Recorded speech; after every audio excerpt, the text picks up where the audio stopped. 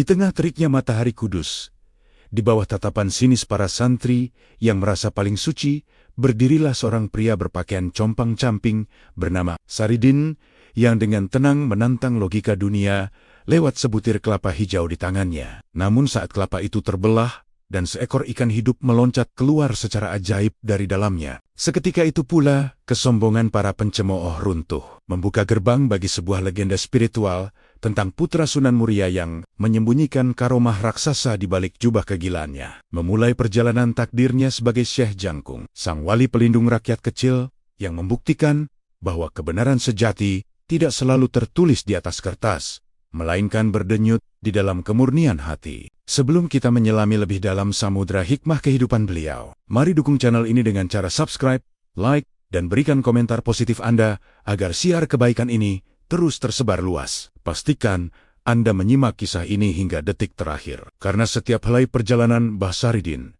mengandung rahasia pelajaran hidup yang sangat berharga bagi kita di masa kini. Teriring doa bagi Anda yang setia menonton hingga akhir, semoga Allah Subhanahu wa Ta'ala melimpahkan keberkahan, mengangkat derajat Anda sebagaimana Ia mengangkat derajat Syekh Jangkung, serta memudahkan segala urusan dan mengabulkan hayat baik Anda. Selamat menyaksikan. Di tengah kabut tipis yang menyelimuti lereng Muria pada abad ke-16, sebuah kisah legendaris mulai menapaki takdirnya. Ini adalah awal dari perjalanan Saridin, seorang tokoh yang kelak dikenal sebagai Syekh Jangkung, wali agung yang namanya terukir abadi dalam sejarah spiritual tanah Jawa. Kelahirannya sendiri diselimuti misteri, terbagi dalam dua versi cerita yang sama-sama agung dan penuh hikmah. Versi pertama mengisahkan Saridin sebagai darah biru dari Wali Songo. Konon, ia adalah putra dari Sunan Muria, salah satu wali penyebar Islam yang paling dihormati sang ibu, Dewi Sujina, putri dari Sunan Mudung. Melahirkan seorang bayi laki-laki yang sejak dalam kandungan telah memancarkan aura luar biasa. Namun, takdir berkata lain. Demi menjaga keselamatan sang putra dari intrik dan fitnah yang mungkin mengancamnya, Sunan Muria harus mengambil keputusan berat. Dengan hati yang pilu, sang bayi titisan wali itu dihanyutkan di sungai, dibungkus kain sutra, dan diletakkan dalam sebuah kendaga.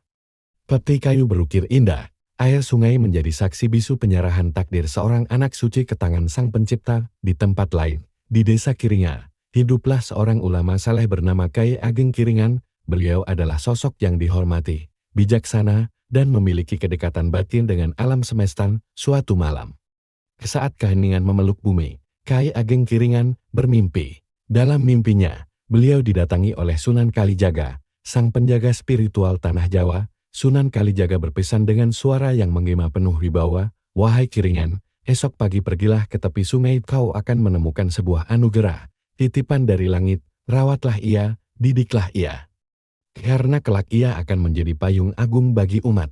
Mimpi itu terasa begitu nyata, saat fajar menyingsing, dengan hati yang berdebar dan penuh keyakinan, Kyai Ageng Kiringan berjalan menyusuri tepi sungai. Kabut pagi masih menggantung rendah, membasahi rerumputan, dan benar saja, di antara akar-akar pohon yang menjuntai ke air, beliau melihat sebuah kendaga tersangkut. Dengan penuh kehati-hatian, beliau mengambilnya. Saat dibuka, di dalamnya terbaring seorang bayi mungil yang bercahaya. Tangisnya bukan tangis biasa, melainkan getaran yang seolah menyatu dengan alam. Kyai Ageng Kiringan langsung tahu, inilah anugerah yang dimaksud dalam wangsit semalam. Bayi itu kemudian beliau bawa pulang, diberi nama Saridin. Versi kedua dari cerita ini tidak menyebutkan hubungan darah Saridin dengan Sunan Muria. Versi ini langsung dimulai dari penemuan ajaib oleh Kyai Ageng Kiringan. Saridin adalah bayi misterius yang datang entah dari mana, ditemukan begitu saja di tepi sungai tanpa diketahui asal-usul orang tuanya. Kehadirannya murni sebuah keajaiban, sebuah hadiah langsung dari Tuhan yang dipercayakan kepada Kyai Ageng Kiringan melalui bisikan gaib Sunan Kalijaga. Manapun versi yang benar, keduanya bertemu pada satu titik yang sama. Saridin bukanlah anak biasa sejak kecil. Dia tumbuh di bawah asuhan Kyai Ageng Kiringan, menunjukkan tanda-tanda kecerdasan dan kekuatan spiritual yang melampaui usianya. Ia adalah anak sungai, anak takdir, yang jiwanya telah ditempa oleh misteri alam dan doa para wali. Kelahirannya yang misterius hanyalah babak pembuka dari sebuah epos besar yang akan mengubah wajah spiritualitas Jawa selamanya. Di lembah subur desa Tayu, di bawah naungan langit Jawa yang tidur, hiduplah seorang anak bernama Saridin. Ia bukan anak biasa, sejak kecil, ia diasuh oleh pasangan bijaksana, Kai Ageng Kiringan dan Nyi Ageng. Kehadiran Saridin di tengah-tengah mereka adalah anugerah. Sebuah titipan yang mereka jaga dengan penuh kasih sayang. Desa Tayu sendiri adalah potret ketenangan. Sawah-sawah hijau membentang luas, sungai mengalir jernih, dan kehidupan berjalan selaras dengan irama alam. Namun, di tengah kedamaian itu, Saridin tumbuh menjadi pribadi yang unik. Berbeda dari teman-teman sebayanya, saat anak-anak lain riang bermain layangan atau berlari-larian di pematang sawah. Saridin seringkali ditemukan duduk termenung di bawah pohon beringin tua. Matanya menatap jauh, seolah sedang membaca rahasia yang tersembunyi di balik desiran angin atau gemericik air. Kai Ageng Kiringan, ayah angkatnya, yang juga seorang ulama terpandang, menyadari keistimewaan ini sejak dini. Ia melihat ada cahaya yang berbeda di mata Saridin. Sebuah percikan kecerdasan dan dahaga spiritual yang luar biasa. Sang Kai tahu, anak ini ditakdirkan untuk sebuah perjalanan besar. Maka, dimulailah pendidikan pertama Saridin. Kai Ageng Kiringan tidak mengajarinya dengan cara yang kaku. Ia mengajak Saridin berjalan-jalan menyusuri desa, menjadikan alam semesta sebagai kitab terbuka. Lihatlah, Saridin, ujar Kai Ageng suatu pagi, sambil menunjuk padi yang mulai menguning. Di setiap bulir padi ini, ada kuasa Gusti Alam. Ia menumbuhkannya dari sebutir benih, memberinya air, dan menyinarinya dengan matahari. Begitulah hidup, nak. Semua berasal dari Yang Maha Kuasa, dan akan kembali kepadanya. Saridin kecil mendengarkan dengan saksama. Matanya berbinar penuh pemahaman. Ia tidak hanya melihat padi, tapi juga melihat siklus kehidupan, kematian, dan kebangkitan dalam genggaman alam. Suatu senja, ketika langit diwarnai hingga keemasan, Saridin mengajukan pertanyaan yang membuat Kai Ageng tertegun. Tanyanya dengan polos, jika angin tidak bisa kita lihat, bagaimana kita tahu ia ada? Apakah Gusti Allah juga seperti itu? Kita tidak bisa melihatnya, tapi kita bisa merasakan kehadirannya di mana-mana. Kai Ageng tersenyum bangga. Pertanyaan itu bukanlah pertanyaan biasa dari seorang anak kecil. Itu adalah buah dari perenungan yang mendalam. Ia memeluk Saridin dan menjawab dengan lembut, "Benar, anakku, kau merasakan angin melalui daun yang bergoyang dan sejuk di kulitmu. Begitu pula dengan Gusti Allah, kau bisa merasakan kasih-Nya melalui rezeki yang kita nikmati, melalui napas yang kita hirup setiap saat." Keunikan Saridin semakin terlihat. Ia lebih suka berbincang dengan orang-orang tua, mendengarkan kisah-kisah mereka tentang kearifan hidup.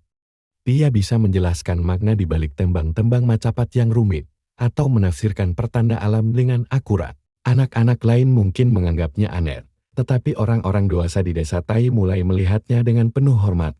Mereka melihat titisan kebijaksanaan dalam diri bocah kecil itu. Nyi Ageng, sang ibu, seringkali hanya bisa tersenyum haru melihat kedekatan antara suami dan anak angkatnya. Ia menyiapkan hidangan sederhana dengan cinta, menciptakan kehangatan rumah yang menjadi fondasi bagi pertumbuhan jiwa Saridin. Di bawah bimbingan Kai Ageng Kiringan, Saridin tidak hanya belajar tentang ilmu agama, tetapi juga tentang hakikat kehidupan itu sendiri. Dia diajarkan untuk menghormati alam, menyayangi sesama makhluk, dan yang terpenting, untuk selalu bertanya dan mencari kebenaran. Masa kecil Saridin di Desa Tayu adalah masa pembentukan. Setiap petuah dari ayahnya, setiap pengamatan terhadap alam, setiap pertanyaan yang muncul di benaknya, adalah batu bata yang membangun fondasi spiritualnya yang kokoh. Benih keistimewaan yang dititipkan kepadanya mulai bertunas, siap untuk tumbuh menjadi pohon besar yang akan menaungi banyak orang di kemudian hari. Kisah masa kecilnya menjadi bukti bahwa kebesaran seringkali dimulai dari hal-hal yang sederhana, dari keheningan perenungan di sebuah desa yang damai. Perjalanan Saridin baru saja dimulai. Dari desa kecil ini, langkahnya akan membawanya menuju takdir yang lebih besar, penuh dengan ujian dan pencerahan. Terus ikuti kisah perjalanan spiritualnya yang luar biasa. Terima kasih sudah menonton. Jangan lupa untuk subscribe agar tidak ketinggalan episode selanjutnya. Sampai jumpa. Waktu terus berjalan, dan Saridin kini telah beranjak remaja. Di bawah asuhan ayah angkatnya, Kai Ageng Kiringan, ia tidak lagi hanya belajar, membaca dan menulis aksara Jawa. Masa kanak-kanaknya yang penuh keceriaan kini berganti dengan fase baru yang lebih serius. Kai Ageng Kiringan mulai merasakan bahwa inilah saat yang tepat untuk memberikan pendidikan yang lebih mendalam kepada Saridin. Hari-hari Saridin kini diisi dengan pelajaran yang lebih rumit. Pagi hari, setelah salat subuh, ia akan duduk bersimput di hadapan Kyai Ageng Kiringan. Mendengarkan tafsir ayat-ayat Al-Quran, Kyai Ageng tidak hanya mengajarkan makna harfiahnya, tetapi juga makna batiniah yang terkandung di dalamnya. Berbeda dengan santri-santri lain yang seringkali mengerutkan dahi, Saridin justru tampak begitu menikmati setiap penjelasan, matanya berbinar. Di sholah, ia bisa melihat langsung kebenaran yang disampaikan oleh sang guru. Siang harinya, pelajaran beralih ke ilmu laku atau olah batin. Kyai Ageng Kiringan mengajarkan Saridin cara mengendalikan napas, memusatkan pikiran, dan merasakan energi alam di sekitarnya. Ini adalah ilmu yang membutuhkan kesabaran dan ketekunan luar biasa, namun Saridin mempelajarinya dengan sangat cepat. Ia mampu duduk bermeditasi selama berjam-jam tanpa merasa lelah, dan dalam waktu singkat, ia sudah bisa merasakan getaran-getaran halus yang bahkan tidak bisa dirasakan oleh santri senior. Teman-teman seperguruannya seringkali merasa heran. Mereka yang sudah bertahun-tahun belajar baru sampai pada tahap dasar, sementara Saridin, yang baru beberapa bulan memulai, sudah bisa mendiskusikan konsep-konsep spiritual yang rumit dengan Kyai Ageng Kiringan. Beberapa merasa kagum. Namun tak sedikit pula yang merasa iri dengan kecerdasan Saridin yang luar biasa. Ia seperti spons yang menyerap air. Setiap ilmu yang diberikan langsung meresap sempurna ke dalam dirinya. Suatu sore, Kyai Ageng Kiringan mengajarkan dasar-dasar kanuragan spiritual, sebuah ilmu yang menggabungkan kekuatan fisik dengan kekuatan batin. Ia menjelaskan tentang konsep penyatuan diri dengan alam semesta. Saat itu, Saridin mengajukan sebuah pertanyaan yang membuat Kyai Ageng terdiam sejenak. Kyai, jika kita bisa menyatu dengan alam, apakah itu berarti kita juga bisa memahami bahasa angin dan bisikan air? Pertanyaan itu begitu dalam, jauh melampaui apa yang sedang diajarkan. Kyai Ageng Kiringan tersenyum tipis. Ia sadar, anak angkatnya ini bukan murid biasa. Pertanyaan-pertanyaan Saridin seringkali membuka wawasan baru bahkan bagi dirinya sendiri. Ia menjelaskan dengan sabar. Dan Saridin mengangguk paham, seolah jawaban itu sudah ada dalam dirinya dan hanya butuh dipancing keluar. Semakin hari, Kyai Ageng Kiringan semakin menyadari satu hal, ilmunya, yang selama ini dianggap sudah sangat tinggi, terasa seperti sebuah cangkir kecil yang terus diisi oleh samudera pengetahuan Saridin. Setiap kali ia memberikan satu ajaran, Saridin akan kembali dengan 3 pertanyaan baru yang lebih dalam. Kejeniusan Saridin telah melampaui kapasitasnya sebagai seorang guru. Ia bukanlah murid yang perlu dituntut, melainkan elang yang siap terbang tinggi, yang membutuhkan langit yang lebih luas. Malam itu, setelah salat Isya, Kyai Ageng Kiringan memanggil Saridin. Ia menatap wajah remaja itu dengan tatapan penuh kasih sayang sekaligus kekaguman. Saridin, anakku, ujarnya lembut, ilmu yang ada pada ayat sudah habis kau serap, ibarat sumur, kau telah meminumnya hingga kering. Sudah saatnya kau mencari sumber mata air yang lebih besar. Saridin menatap ayah angkatnya dengan bingung. Maksud Kyai? Kyai Ageng Kiringan tersenyum. Kau butuh guru yang lebih tinggi ilmunya dariku, seseorang yang bisa membawamu terbang lebih tinggi lagi. Ayah akan mencarikan guru yang tepat untukmu.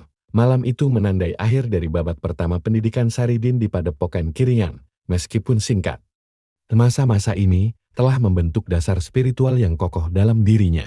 Perjalanan Saridin mencari ilmu sejati baru saja akan dimulai. Kemanakah takdir akan membawanya? Siapakah guru besar yang akan menjadi pelabuhan ilmunya selanjutnya? Terima kasih sudah menonton. Jangan lupa untuk subscribe dan nyalakan loncengnya agar tidak ketinggalan kelanjutan kisah Saridin di episode berikutnya. Sampai jumpa. Setelah malam-malam perenungan yang panjang, akhirnya tiba juga hari itu, hari di mana Saridin, pemuda dari desa Tayu, harus mengucapkan selamat tinggal. Dengan hati yang berat namun tekad yang membaja, ia bersimpuh di hadapan guru tercintanya, Kyai Nyi Ageng Kiringan. Air mata Nyi Ageng tak terbendung, mengalir deras membasahi pipinya. Beliau memeluk Saridin erat, seolah tak rela melepaskan putra didiknya. Kyai Kiringan menepuk pundak Saridin, tatapannya penuh kebanggaan dan harapan. Pesannya singkat namun menusuk kalbu. Pergilah, nak, temukan ilmumu, temukan takdirmu, jangan lupakan dari mana engkau berasal. Perpisahan itu terasa begitu emosional, sebuah momen yang mengukir luka sekaligus kekuatan di hati Saridin. Langkah pertama Saridin meninggalkan Padepokan terasa begitu berat.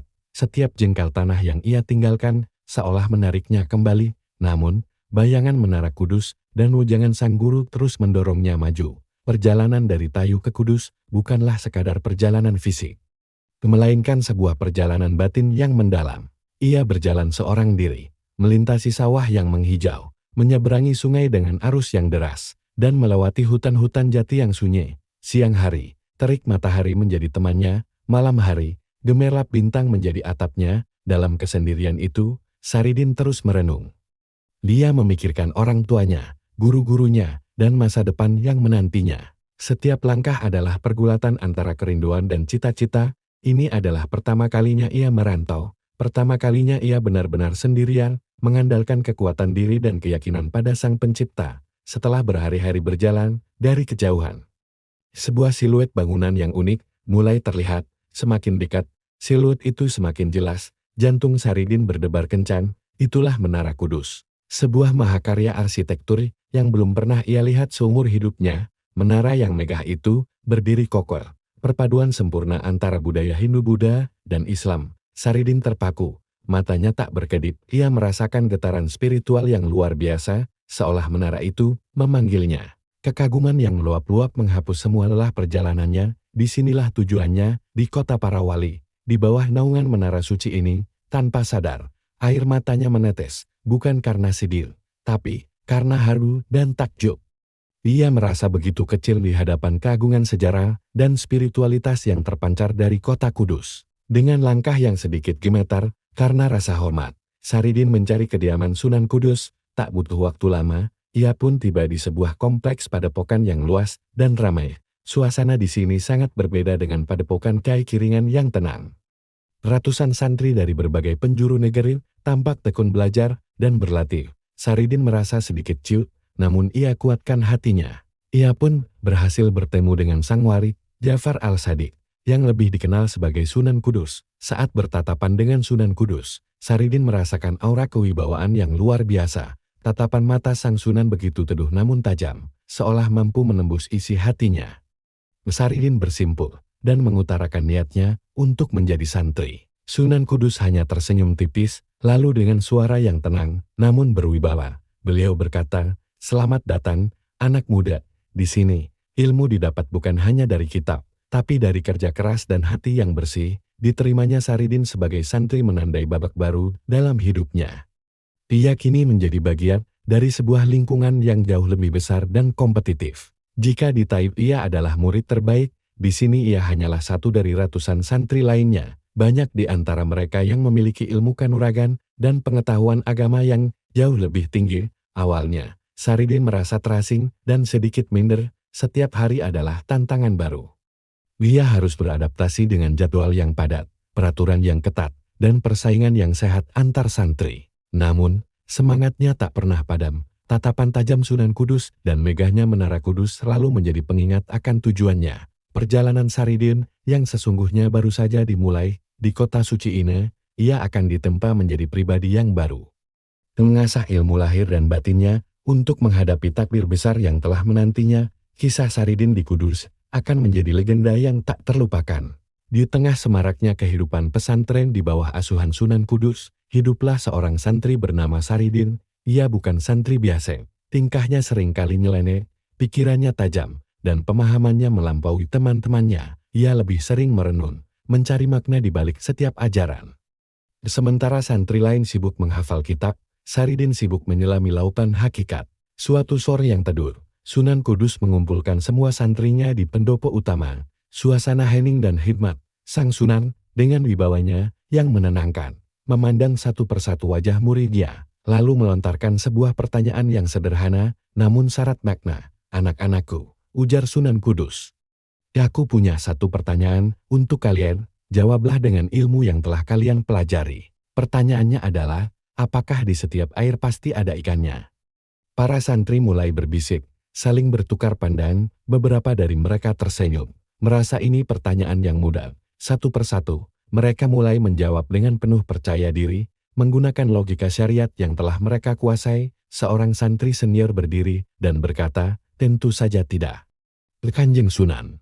Menurut syariat, ada banyak air yang tidak mungkin ada ikannya. Contohnya, Air di dalam buah kelapa, mustahil ada ikan hidup di dalamnya. Santri lain menimpali, benar, Kanjeng Sunan, air mata kita, air embun di pagi hari, atau air zam-zam yang suci. Semua itu adalah air, tapi tidak ada ikannya. Jawaban-jawaban logis terus bermunculan, semua sepakat. Tidak setiap air pasti ada ikannya. Sunan Kudus mengangguk-angguk, mendengarkan setiap argumen dengan saksama. Namun, matanya kemudian tertuju pada satu sosok di sudut ruangan, yang hanya diam, Saridin. Saridin, bagaimana denganmu? Sejak tadi kau hanya diam, apa pendapatmu? Tanya Sunan Kudus. Saridin berdiri perlahan, semua mata kini tertuju padanya, dengan suara yang tenang, namun penuh keyakinan, ia menjawab, menurut hamba, Kanjeng Sunan, di setiap air, pasti ada ikannya. Sontak seluruh ruangan menjadi riuh, para santri saling berbisik. Bahkan ada yang tertawa kecil. Bagaimana mungkin Saridin memberikan jawaban yang begitu bertentangan dengan akal sehat dan dalil syariat yang jelas? Mereka menganggap Saridin hanya mencari perhatian atau sudah kehilangan akal. Salah seorang santri menyela, Saridin, jawabanmu itu tidak masuk akal. Bagaimana dengan air kelapa yang tadi kami sebutkan? Apa kau bilang di dalamnya ada ikan?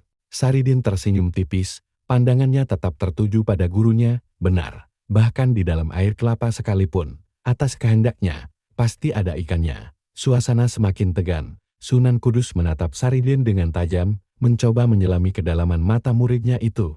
Ia tahu. Saridin bukanlah orang yang asal bicara. Pasti ada sesuatu di balik keyakinannya yang teguh itu. Baiklah, Saridin, jika kau begitu yakin, buktikan ucapanmu. Tantang Sunan Kudus, ambilkan sebutir kelapa tua dari pohon di halaman itu. Kita akan melihat kebenarannya bersama-sama. Tanpa ragu, Saridin berjalan keluar, memanjat pohon kelapa. Dan kembali membawa sebutir kelapa tua yang masih terbungkus sabut. Mereka ingin melihat Saridin menanggung malu atas jawabannya yang dianggap ngawur. Silakan, belah kelapa itu, perintah Sunan Kudus, dengan izin sang guru. Saridin mengambil parang dan dengan sekali tebas, membelah kelapa itu menjadi dua, dan seketika itu juga, keheningan yang mencekam pecah oleh suara decak kagum dan keterkejutan dari dalam batok kelapa yang terbelah itu. Di antara airnya yang jernih, seekor ikan kecil melompat-lompat, masih hidup dan segar. Para santri terperangah. Mereka tidak percaya dengan apa yang mereka lihat. Apa yang tadinya mustahil menurut logika mereka, kini terpampang nyata di depan mata. Itu adalah sebuah karomah, sebuah bukti bahwa pemahaman Saridin telah melampaui batas syariat dan menyentuh ranah hakikat. Sunan Kudus tersenyum, bukan senyum kemenangan, melainkan senyum seorang guru yang bangga sekaligus sadar. Ia paham, ilmu Saridin sudah berada di tingkatan yang berbeda.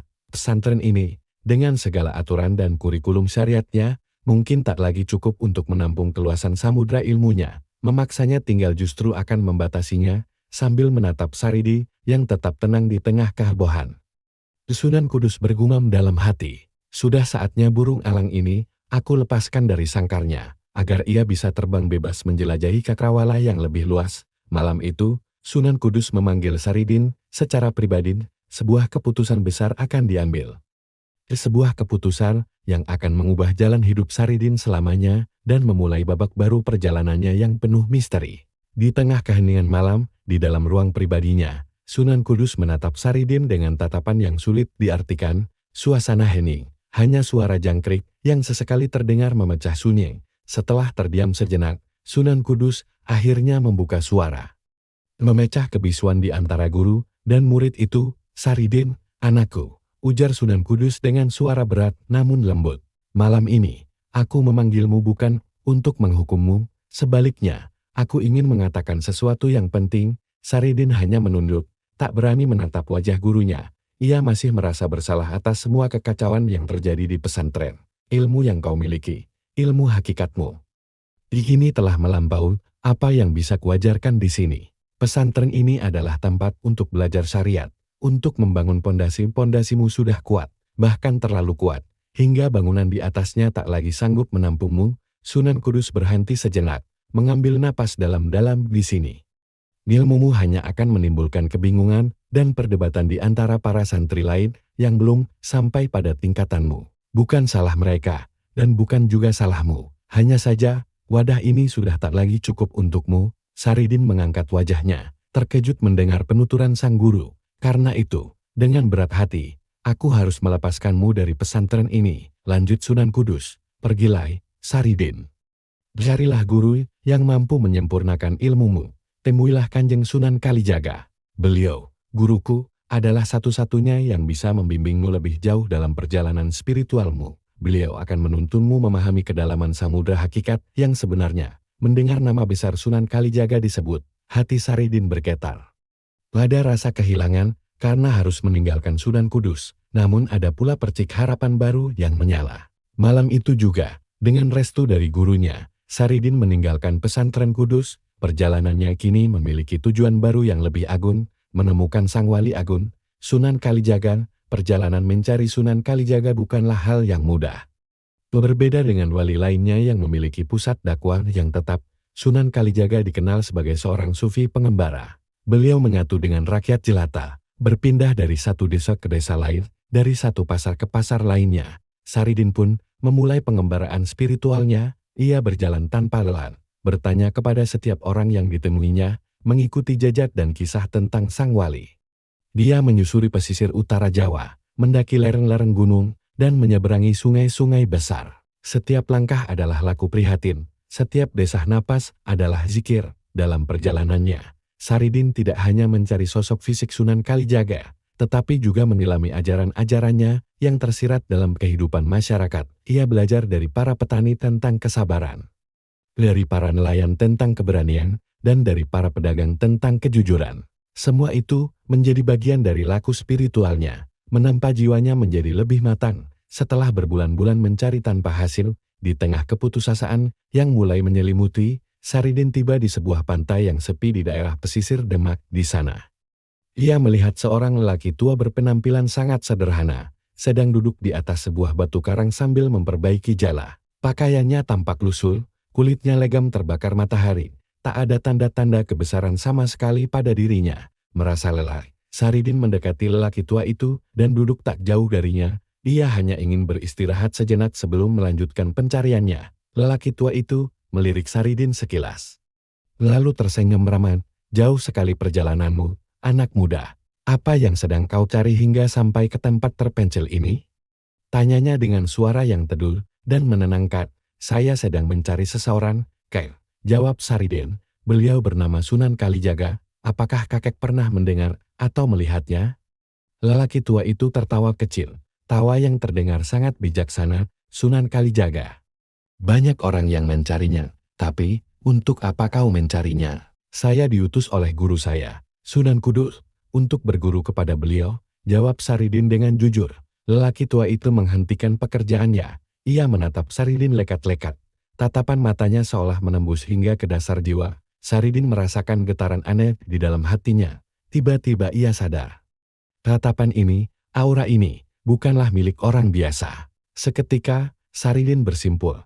Ia tahu, pencariannya telah berakhir. Lelaki tua di hadapannya adalah orang yang selama ini ia cari. Sunan Kalijaga tersenyum. Bangunlah, Saridin. Aku tahu kau akan datang. Gurumu telah memilih jalan yang tepat untukmu. Beliau kemudian berdiri dan menatap ke arah lautan lepas yang membentang luas. Kau ingin berguru padaku? Baik, tapi ilmuku tidak diajarkan di dalam ruangan atau di atas tikar. Ilmuku adalah laku. Lihatlah samudra itu. Saridin ikut memandang lautan luas di hadapannya. Sebagai pelajaran pertamamu, kata Sunan Kalijaga dengan suara yang tenang, namun penuh wibawa. Ceburkan dirimu ke dalam samudra itu. Bertapalah di sana. Jangan kembali ke daratan sebelum aku sendiri yang datang menjemputmu. Di desa Landor, wibawa kepala adat yang selama ini tak tergoyahkan mulai terasa goyah. Kehadiran dan ajaran Syah Jangkung, seorang pendakwah sederhana, perlahan tapi pasti merebut hati warganya. Rasa iri dan khawatir bercampur menjadi satu di dalam hatinya. Ia merasa posisinya terancam. Pengaruhnya terkikis. Tak tahan lagi memendam kegelisahan. Kepala adat memutuskan untuk mengambil tindakan drastis. Ia akan menantang Syah Jangkung secara terbuka di depan seluruh mata penduduk desa. Sebuah pertarungan untuk membuktikan siapa yang lebih berkuasa dan siapa yang benar. Keesokan paginya, alun-alun desa sudah riuh oleh kerumunan warga. Di tengah-tengah mereka, kepala adat berdiri dengan angkuh. Ia menatap tajam Syah Jangkung yang berdiri tenang di hadapannya. Dengan suara lantang, ia mengumumkan tantangannya, "Wahai Jangkung, jika ajaranmu memang benar dan engkau sakti, buktikan di depan semua orang. Mari kita adu kesaktian, siapapun yang bisa mengubah buah aren ini menjadi emas, dialah yang layak dihormati dan diikuti." Warga menahan napas, ini adalah pertarungan yang belum pernah terjadi sebelumnya. Kepala adat mengambil sekeranjang buah aren, lalu mulai merapalkan mantra-mantra kuno. Asap tipis mengepul dari telapak tangannya. Dengan sekali hentakan, buah-buah aren itu tiba-tiba berkilauan, berubah wujud menjadi bongkahan-bongkahan emas yang menyilaukan mata. Warga terkesiap, lalu bergemuruh takjub. Mereka bersorak-sorai memuji kesaktian pemimpin mereka. Kepala adat tersenyum penuh kemenangan, merasa wibawanya telah kembali. Kini, giliran Xie Jangkung, ia tidak terlihat panik sama sekali, dengan wajah tenang dan senyum tulus. Ia mengambil beberapa buah aren yang tersisa. Ia tidak merapal mantra atau melakukan gerakan-gerakan aneh. Ia hanya menengadahkan tangan dan memejamkan mata, memanjatkan doa dengan sepenuh hati kepada Sang Pencipta. Ia memohon petunjuk dan pertolongan dari Allah Subhanahu wa Ta'ala. Suasana yang tadinya riuh mendadak hening. Semua mata tertuju pada Xie Jangkung. Perlahan, keajaiban terjadi. Buah aren di genggaman Xie Jangkung mulai memancarkan cahaya lembut yang semakin terang. Tanpa asap, tanpa suara, buah itu berubah menjadi emas murni yang kilauannya jauh lebih indah dan cemerlang daripada emas milik kepala adat. Kilauannya begitu murni, seolah memancarkan kedamaian. Di saat yang bersamaan, keajaiban lain terjadi. Emas hasil sihir kepala adat yang tadi dipuja-puja, perlahan meredup dan kembali ke wujud aslinya menjadi buah aren yang menghitam. Seluruh alun-alun terdiam, semua orang menyaksikan dengan mata kepala sendiri perbedaan antara sihir yang menipu dan bersifat sementara dengan karomah. Sebuah anugerah langsung dari Tuhan yang penuh berkah. Kekalahan kepala adat begitu telak dan mutlak, rasa angkuh di wajahnya luntur, digantikan oleh keterkejutan dan rasa malu yang mendalam. Ia sadar, kesaktian yang ia banggakan tak ada apa-apanya dibandingkan kekuasaan Tuhan yang ditunjukkan melalui Xie Jangkung. Dengan lutut gemetar, kepala adat berjalan menghampiri Xie Jangkung. Ia bersimpul, mengakui kekalahannya dan kebesaran Tuhan. "Aku bersaksi tiada Tuhan selain Allah, dan aku bersaksi Nabi Muhammad adalah utusan Allah," ucapnya dengan suara bergetar. Melihat pemimpin mereka tunduk dan menerima kebenaran, seluruh warga desa tanpa ragu mengikuti jejaknya. Mereka serentak mengucap dua kalimat syahadat, memeluk ajaran Islam dengan hati terbuka. Hari itu, alun-alun desa Lanul menjadi saksi bisu keberhasilan dakwah pertama Xie Jangkung. Kemenangan ini bukanlah akhir, melainkan gerbang pembuka bagi perjalanan dakwahnya yang masih panjang dan penuh tantangan. Di hamparan tanah Jawa, nama Xie Jangkung tak lagi asing di telinga.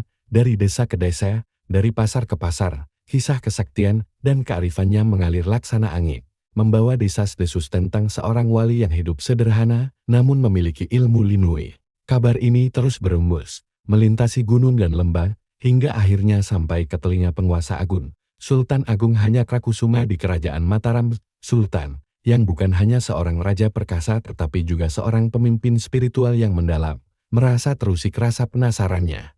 Siapakah gerangan sosok yang begitu dibicarakan rakyatnya ini?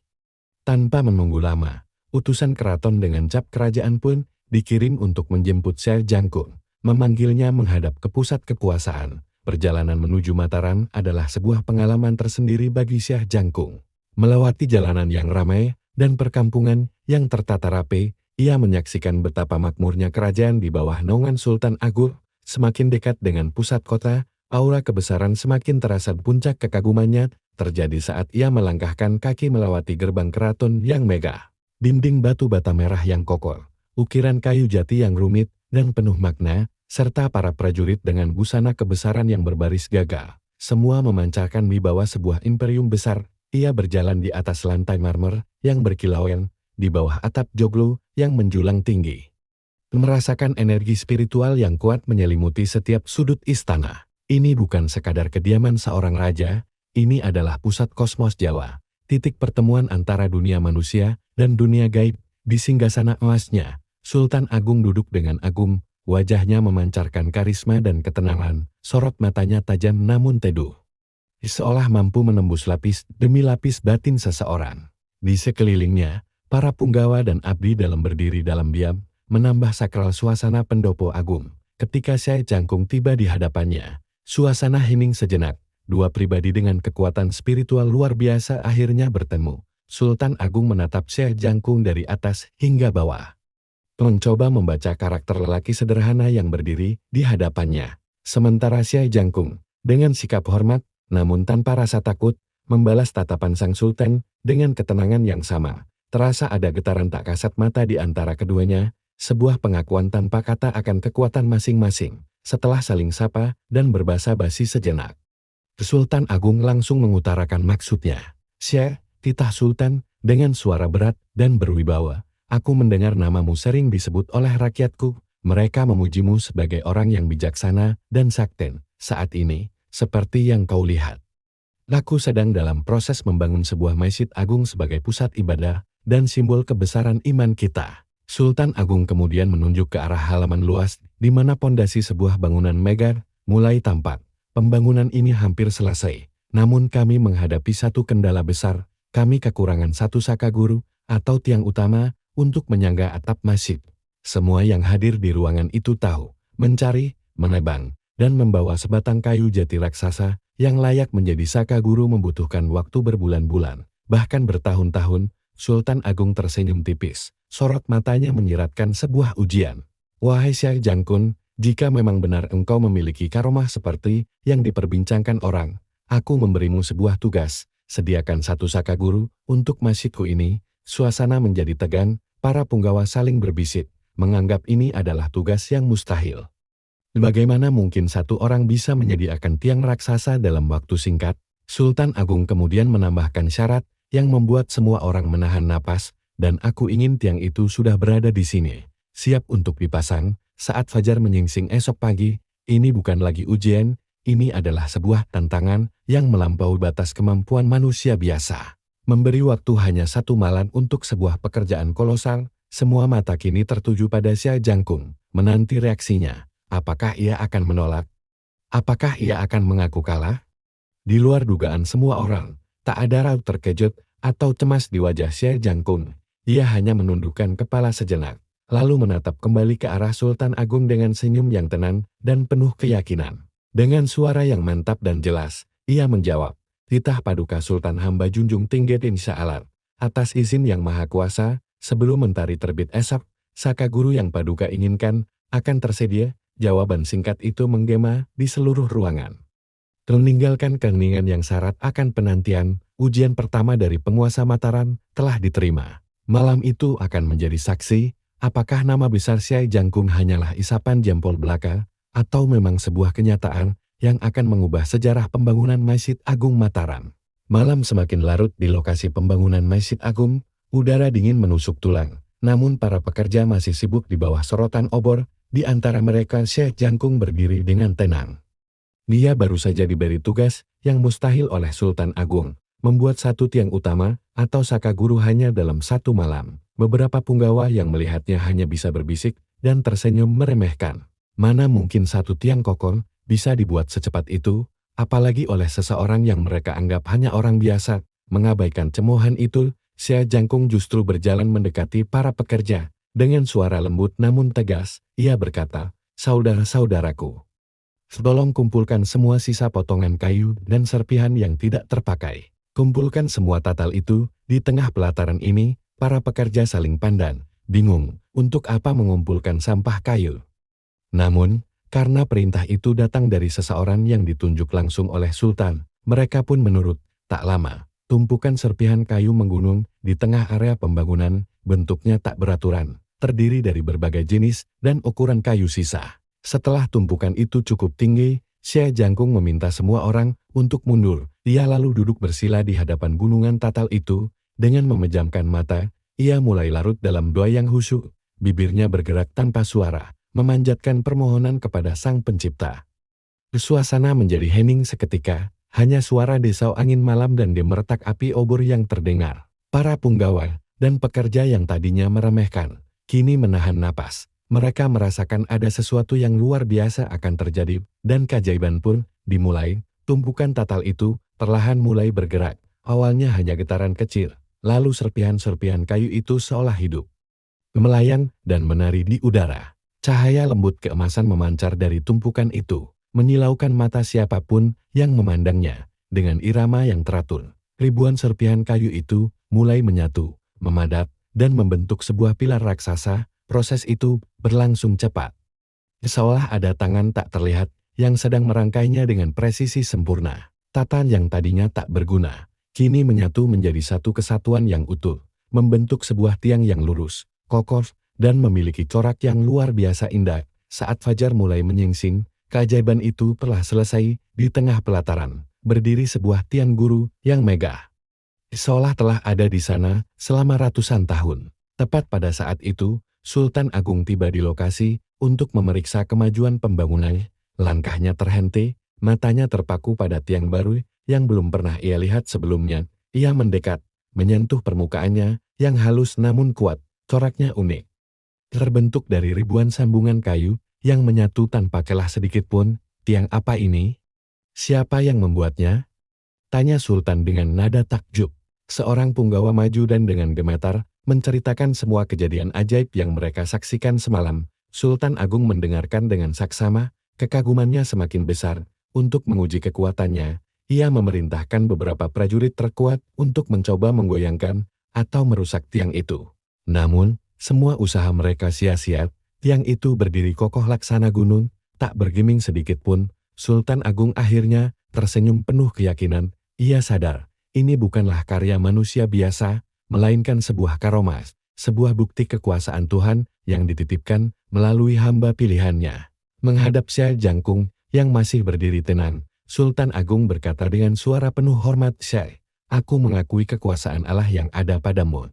Tiang ini, yang tercipta dari tatan, akan aku namai Saka Guru Tata, sebagai pengingat akan keajaiban malam ini." Sejak saat itu, pemandangan Sultan Agung terhadap Syekh Jangkung berubah total. Ia bukan lagi sekadar tamu, melainkan seorang guru yang dihormati. Sultan Agung pun mengangkat Syekh Jangkung menjadi salah satu penasihat spiritual utamanya di Keraton Mataram. Sebuah babak baru dalam hubungan mereka telah dimulai, membuka jalan bagi peran Syekh Jangkung yang lebih besar dalam sejarah kerajaan. Di singgasana Mataram yang megah, Sultan Agung Hanyokrokusumo semakin sering terlihat berbincang akrab dengan penasihat spiritualnya. Syekh Jangkung bukan lagi sekedar urusan kenegaraan, tapi juga tentang kebijaksanaan hidup, tentang makna menjadi pemimpin yang adil dan dicintai rakyatnya.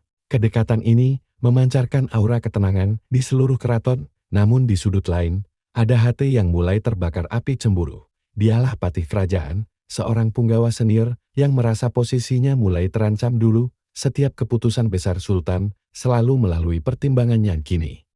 Nama Syekh Jangkung lebih sering disebut-sebut. Pengaruh yang telah ia bangun bertahun-tahun seakan luntur oleh kehadiran sang ulama dari Patih. Rasa iri itu perlahan berubah menjadi niat jahat. Sang Patih mulai menjalankan siasat liciknya. Ia tahu, menyerang Syekh Jangkung secara langsung adalah tindakan bodoh. Ia harus menanam benih keraguan di tempat yang paling subur, yaitu di hati Sultan Agung sendiri. Dengan wajah penuh keprihatinan palsu, Patih menghadap Sultan. Ia tidak menuduh, tapi menyajikan fakta-fakta yang telah ia rangkai dengan rapi. Ia berbisik tentang bagaimana pengikut Syekh Jangkung semakin banyak dan setia. Bagaimana pengaruh sang Syekh sudah melampaui batas seorang penasihat spiritual. Ia bahkan dengan licik menyeratkan bahwa semua ini adalah bagian dari rencana besar Syekh Jangkung untuk menggalang kekuatan. Sebuah persiapan untuk merebut tahta Mataram. Sultan Agung, seorang raja yang bijaksana, mendengarkan laporan patihnya dengan saksama. Hatinya bergejolak. Di satu sisi, ia mengenal Syekh Jangkung sebagai pribadi yang luhur dan tulus. Mustahil orang seperti itu memiliki niat sebusuk yang digambarkan Patih. Namun di sisi lain, sebagai seorang raja, ia tidak bisa mengabaikan laporan dari pejabat tertingginya. Tuduhan perebutan kekuasaan adalah masalah yang sangat serius. Keraguan mulai menyelimuti pikirannya. Ia harus mengetahui kebenaran, bukan dari mulut orang lain, tetapi melalui pembuktian langsung. Sultan Agung sadar, ini bukan hanya tentang Syekh Jangkung, tapi juga tentang kemampuannya sendiri dalam menilai karakter orang kepercayaannya. Maka, dirancanglah sebuah ujian yang mustahil, sebuah perintah yang terdengar seperti jebakan maut. Sultan Agung memanggil Syekh Jangkung ke balairung utama di hadapan para punggawa, termasuk sang Patih yang tersenyum licik dalam hati. Sultan Agung bertitah dengan suara yang berat dan berwibawa. "Paman Xia Jangkung," kata Sultan, "aku mendengar desas-desus yang meresahkan hatiku. Ada yang mengatakan paman memiliki kekuatan luar biasa. Bahkan ada yang bilang paman berniat menggunakan kekuatan itu untuk tujuan yang tidak baik. Aku tidak percaya itu, tapi sebagai seorang raja, aku harus memastikan kesetiaanmu." Sultan Agung kemudian menunjuk singgasana emasnya yang kokoh dan megah. "Untuk membuktikan kesetiaan dan kesaktianmu yang tulus untuk Mataram, aku perintahkan paman untuk memindahkan singgasanaku ini. Geserlah dari tempatnya berdiri sekarang. Tapi ingat," Sultan Agung berhenti sejenak. Tatapannya tajam. "Paman tidak boleh menyentuhnya sedikit pun, jangankan menggeser. Menyentuh ujungnya pun tidak kuperkenankan. Lakukanlah di hadapan kami semua." Suasana di Balairung menjadi tegang. Semua mata tertuju pada Xia Jangkung. Ini bukan sekadar ujian, ini adalah vonis. Jika gagal, ia akan dicap sebagai penipu. Jika berhasil dengan cara yang salah, ia bisa dituduh menggunakan ilmu sihir untuk makar. Sang patih hampir tidak bisa menahan senyum kemenangannya. Di tengah keheningan yang mencekam, Xia Jangkung hanya tersenyum tenang. Tidak ada raut takut atau cemas di wajahnya. Ia menatap Sultan Agung dengan pandangan yang penuh hormat dan pengertian. Ia tahu betul apa yang sedang terjadi. Ia bisa melihat bayangan licik sang patih di balik semua ini. Tanpa banyak bicara, Xia Jangkung membungkuk dalam-dalam. Sebuah isyarat menerima titah sang raja. "Daulat, Gusti Sultan, perintah paduka adalah amanah bagi hamba-hamba akan laksanakan titah tersebut." Xia Jangkung kemudian berdiri tegak, memejamkan matanya sejenak seraya menenangkan batin. Mempersiapkan diri untuk melakukan sesuatu yang di luar nalar manusia biasa. Suasana Balairung Istana Mataram mendadak hening dan tegang. Semua mata tertuju pada Xia Jangkung. Tantangan patih untuk membuktikan kesaktiannya baru saja terlontar, menggema di seluruh ruangan. Sang patih dan para pengikutnya tersenyum sinis. Yakin bahwa ulama dari patih itu tak akan mampu memindahkan singgasana pusaka Sultan Agung yang begitu berat dan sakral. Mereka sudah menyiapkan jebakan, dan Xia Jangkung seolah telah masuk ke dalamnya. Namun, alih-alih panik atau menunjukkan kesaktian seperti yang diharapkan banyak orang, Xia Jangkung justru tersenyum tenang. Ia menatap Sultan Agung dengan penuh hormat, lalu berkata dengan suara yang jelas, "Hamba mohon izin, Gusti Sultan, untuk bersuci mengambil air wudhu terlebih dahulu." Permintaan itu sungguh di luar dugaan. Sultan Agung, yang hatinya juga berdebar-debar, mengangguk mempersilakan. Sementara itu, patih dan para punggawanya saling berpandangan, lalu mulai berbisik-bisik dan tertawa kecil. "Lihat, dia hanya mengulur-ulur waktu," cibir salah seorang dari mereka. "Mungkin dia sedang mencari cara untuk kabur," timpal yang lain. Mereka mengira Xia Jangkung sudah kehabisan akal dan akan menyerah. Patih sendiri hanya melipat tangan di dada. Wajahnya menunjukkan keyakinan penuh bahwa kemenangannya sudah di depan mata. Setelah mengambil air wudhu, Xia Jangkung kembali memasuki Balairung. Semua orang mengira dia akan langsung mendekati singgasana dan mulai merapal mantra atau melakukan ritual aneh. Namun, lagi-lagi Xia Jangkung membuat mereka terkejut. Ia sama sekali tidak mendekati singgasana. Sebaliknya, ia berjalan menuju salah satu sudut ruangan yang agak sepi, lalu dengan tenang menggelar sajadah yang selalu dibawanya. Ia menghadap kiblat. Kemudian mengangkat tangan untuk takbiratul ihram. Xia Jangkung memulai salat hajat 2 rakaat. Suasana menjadi semakin aneh. Para punggawa yang tadinya mencibir kini benar-benar bingung. Apa yang dilakukan orang ini? Apakah salat adalah caranya untuk memindahkan singgasana? Patih bahkan tertawa terbahak-bahak. Meskipun ia berusaha menutupinya, sungguh lucu. Apa dia pikir dengan berdoa, singgasana itu akan berjalan sendiri? Ejaknya kepada para pengikutnya. Mereka pun ikut tertawa, meremehkan apa yang sedang dilakukan oleh Xia Jangkung. Namun, Sultan Agung tidak ikut tertawa. Ia justru mengamati setiap gerakan salat Xia Jangkung dengan saksama.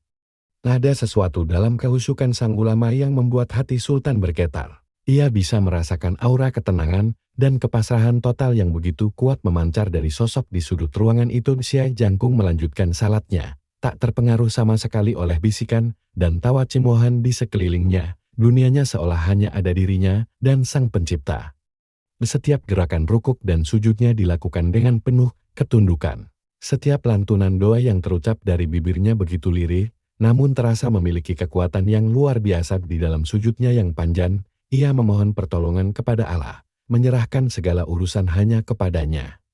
Memohon agar fitnah yang ditujukan kepadanya segera sirna dengan terbuktinya kebesaran ilahi. Ia tidak meminta kekuatan untuk dirinya sendiri, melainkan meminta agar Allah menunjukkan kekuasaannya. Setelah menyelesaikan salat dan memanjatkan doa, Syekh Jangkung bangkit berdiri. Ia sama sekali tidak menoleh ke arah Patin atau para pencemohnya.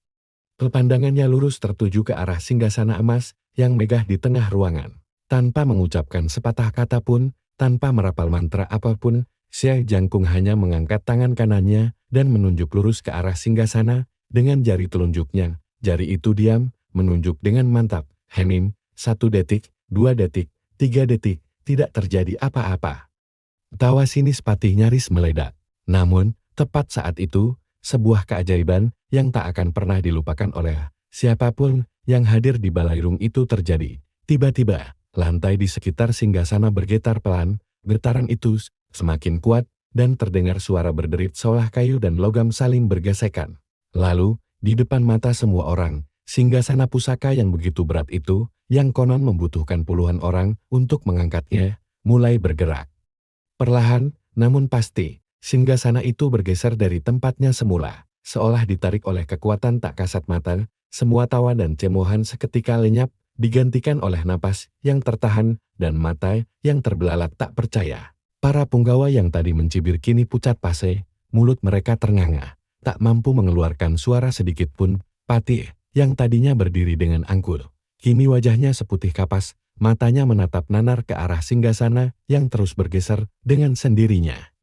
Seolah menari mengikuti arah telunjuk Syekh Jangkung. Keringat dingin mulai membasahi keningnya, semua kesombongan dan keyakinan dirinya hancur lebur dalam sekejap. Ini bukan sihir, ini bukan tipuan. Ini adalah sesuatu yang jauh melampaui akal dan pemahamannya. Sultan Agung yang menyaksikan langsung dari dekat merasakan jantungnya berdebar kencang, bukan karena takut, melainkan karena takjub yang luar biasa. Hatinya bergetar hebat. Ia melihat dengan mata kepalanya sendiri bagaimana kekuatan doa dan kepasrahan seorang hamba mampu mendatangkan pertolongan Allah yang begitu nyata. Keraguan yang mungkin masih tersisa di benaknya kini sirna tak berbekas. Keyakinannya pada Syekh Jangkung menjadi mutlak dan tak tergoyahkan. Ia sadar, orang di hadapannya bukanlah manusia biasa, melainkan seorang waliullah sejati. Setelah bergeser beberapa jengkal, singgasana itu berhenti. Syekh Jangkung pun menurunkan tangannya dengan tenang, seolah tidak terjadi apa-apa. Dia lalu berbalik dan menatap Sultan Agung dengan senyumnya yang khas. Pada saat yang bersamaan, terdengar suara gedebuk. Sang Patih tak sanggup lagi menahan guncangan jiwa, dan rasa malunya jatuh terduduk lemas di lantai. Kakinya seolah tak bertulang, tatapannya kosong, menyadari bahwa inilah akhir dari pengaruh dan kekuasaannya. Kemenangan Syekh Jangkung bukan hanya kemenangan atas tantangan, melainkan kemenangan atas fitnah, kesombongan, dan keraguan. Balairung Istana Mataram menjadi saksi bisu atas terbuktinya karomah agung Sang Wali. Kabar tentang karomah Syekh Jangkung di Mataram menyebar lebih cepat dari angin, dari pesisir utara hingga pedalaman selatan. Nama Syekh Jangkung menjadi buah bibir. Banyak yang mengagumi, namun tak sedikit pula yang merasa iri di puncak Gunung Muria yang sunyi. Di antara kabut tebal dan heningnya pertapaan, berita itu sampai ke telinga Ki Ageng Pancaroba, seorang pertapa sakti yang namanya sudah melegenda. Ia dikenal dengan kesaktiannya yang luar biasa, namun juga dengan sifatnya yang sombong dan mudah tersulut amarah. Selama bertahun-tahun, Ki Ageng Pancaroba merasa dirinya lah satu-satunya orang sakti yang patut disegani di tanah Jawa. Tak ada yang berani menandingi ilmunya, tak ada yang sanggup menantang kekuatannya. Mendengar ada nama baru yang dielu-elukan, hatinya terasa panas terbakar cemburu. Siapa Syekh Jangkung ini? Berani-beraninya, ia mencuri perhatian rakyat dari dirinya. Kemarahan Ki Ageng Pancaroba meledak. Ia tak bisa menerima ada matahari lain di langit yang sama baginya. Gelar orang sakti nomor 1 adalah miliknya, dan hanya miliknya. Dengan amarah yang membara, Ki Ageng Pancaroba turun dari pertapaannya di Gunung Muria.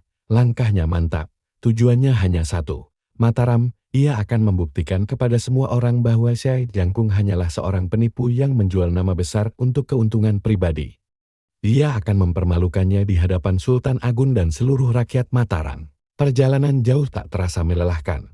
Karena api dendam terus menyala di dalam dadanya. Sesampainya di gerbang keraton Mataram, Ki Ageng Pancaroba tak membuang waktu. Ia langsung membuat konaran, dengan suara menggelegar, ia berteriak menantang Syai Jangkung. Ia menghina, mencaci maki, dan menyebut Syai Jangkung sebagai dukun palsu, yang hanya bermodalkan tipu muslihat. Tak cukup dengan kata-kata, ia mulai memamerkan ilmunya. Tanah di sekitarnya bergetar, angin bertiup kencang, dan dari tangannya keluar api yang menyambar-nyambar. Para prajurit yang berjaga di gerbang keraton dibuat kocar-kacir, mereka tak sanggup mendekat.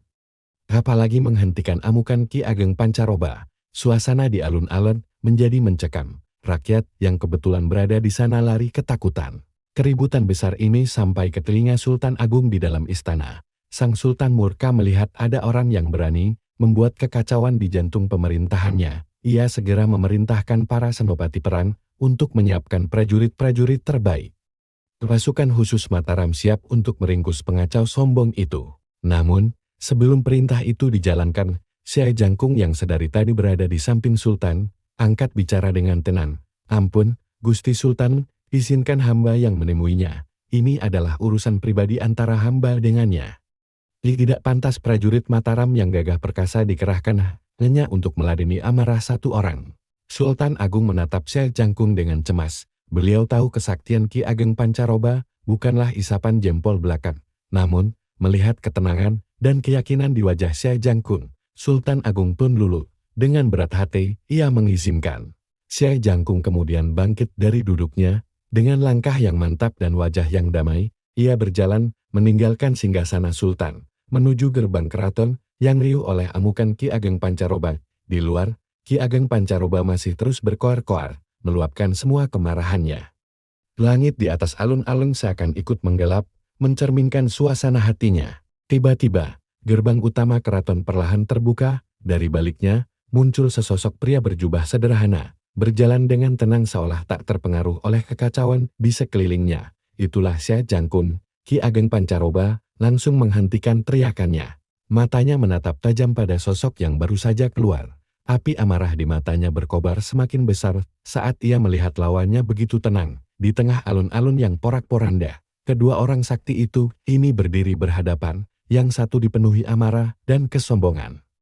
Yang satu lagi memancarkan kedamaian dan ketenangan. Udara di antara mereka terasa berat dan penuh ketegangan. Pertarungan dahsyat yang akan menentukan siapa yang paling sakti di tanah Jawa sudah di depan mata. Di tengah alun-alun yang senyap, tatapan mata Ki Ageng Pancaroba dan Syai Jangkung saling mengunci. Udara terasa berat, dipenuhi ketegangan yang mencekam. Ratusan pasang mata dari prajurit dan rakyat Kadipaten Pati menahan napas, menantikan apa yang akan terjadi selanjutnya.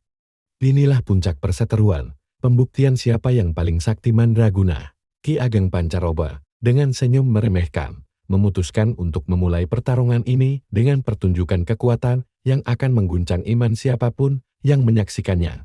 Tiba-tiba, Ki Ageng merentangkan kedua tangannya, tubuhnya diselimuti asap tebal berwarna kelabu yang berputar-putar kencang.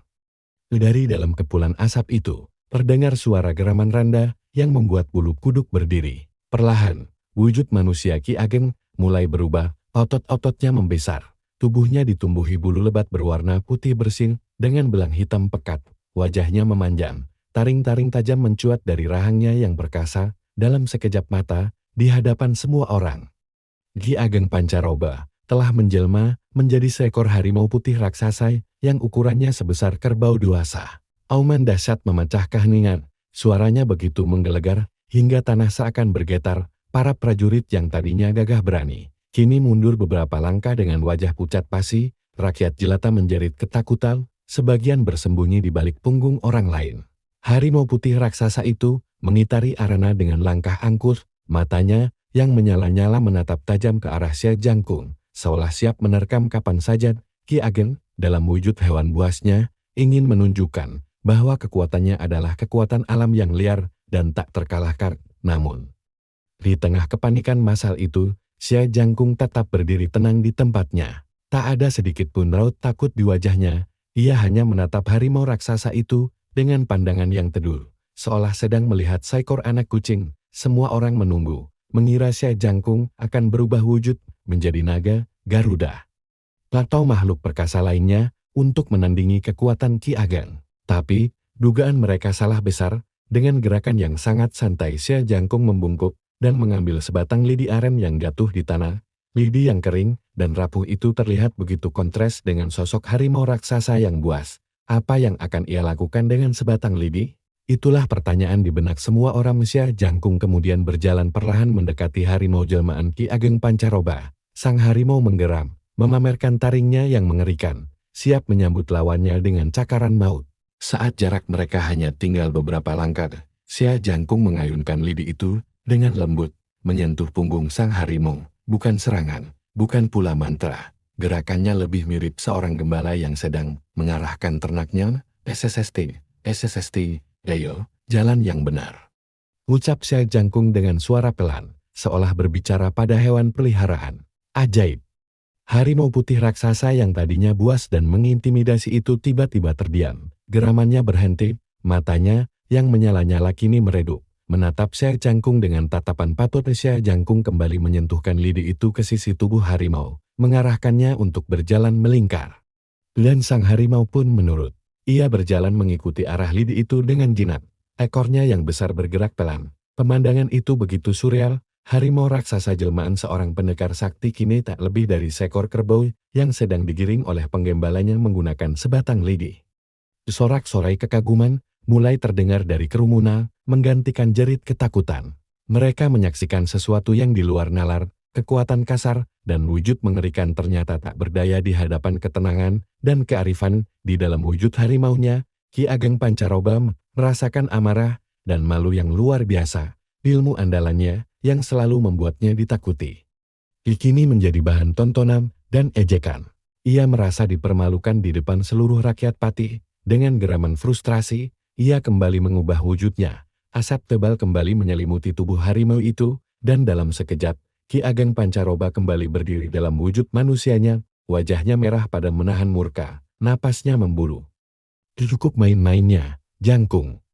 Teriaknya dengan suara menggelegar. Ia merasa duel wujud ini adalah sebuah kesalahan. Kini, ia akan menunjukkan ilmu pamungkasnya yang sesungguhnya. Ki Ageng mengangkat kedua tangannya ke langit. Awan di atas alun-alun mendadak berkumpul dan menghitam. Petir mulai menyambar-nyambar, diiringi suara guruh yang memekakkan telinga. Energi gaib yang sangat besar mulai terkumpul di kedua telapak tangannya, membentuk sebuah bola api hitam yang berputar liar. Matanya menatap tajam, penuh kebencian. Serangan kedua yang jauh lebih dahsyat dan mematikan kini telah bersiap untuk ia lepaskan. Langit yang tadinya cerah mendadak menjadi gelap gulita, awan hitam pekat bergulung-gulung. Seolah malam datang lebih cepat, Ki Ageng Pancaroba berdiri dengan kuda-kuda kokot. Kedua tangannya terangkat ke langit, merapal mantra-mantra kuno yang membuat bulu kuduk berdiri. Inilah puncak dari segala kesombongan dan amarahnya. Ia bersiap melepaskan ajian paling mematikan yang ia miliki. Ajian yang konon mampu meratakan sebuah desa dalam sekejap. Di seberang sana, Xia Jangkung berdiri dengan tenang. Wajahnya teduh, sama sekali tidak menunjukkan rasa takut atau gentar. Seolah badai yang akan datang hanyalah angin sepoi-sepoi. Pandangannya lurus menatap Ki Ageng Pancaroba, bukan dengan kebencian, melainkan dengan rasa ulas asin. Ki Ageng Pancaroba tertawa menggelegar. Suaranya seakan menyatu dengan gemuruh petir yang mulai terdengar di kejauhan. Xia Jangkung, bersiaplah kau menemui ajalmu. Rasakan kekuatan dari aji gelap nampar. Dengan teriakan terakhir itu, ia menghentakkan tangannya ke bawah. Seketika, langit yang sudah hitam pekat pecah oleh kilatan-kilatan petir yang menyambar-nyambar tanpa ampun. Badai dahsyat tercipta dari ketiadaan, angin bertiup kencang, menerbangkan debu dan dedaunan, menciptakan pusaran yang mengerikan. Suara gemuruhnya memekakkan telinga. Seolah langit itu sendiri sedang murka. Petir-petir raksasa berwarna biru dan ungu saling bersahutan, menyambar ke segala arah di sekitar Xia Jangkung, namun tak satu pun yang berhasil menyentuhnya. Setiap sambaran petir yang menghantam tanah meninggalkan kawah kecil yang berasap. Kekuatan ajian ini benar-benar luar biasa. Sebuah manifestasi dari ilmu kanuragan tingkat tinggi yang dipadukan dengan kekuatan gaib yang kelam. Ki Ageng Pancaroba terus memompa tenaganya, membuat badai itu semakin menggila, semakin liar, dan semakin mematikan. Ia yakin tidak ada seorang pun yang bisa selamat dari serangannya kali ini. Namun, di tengah amukan badai yang luar biasa itu, Xia Jangkung tetap diam tak bergeming.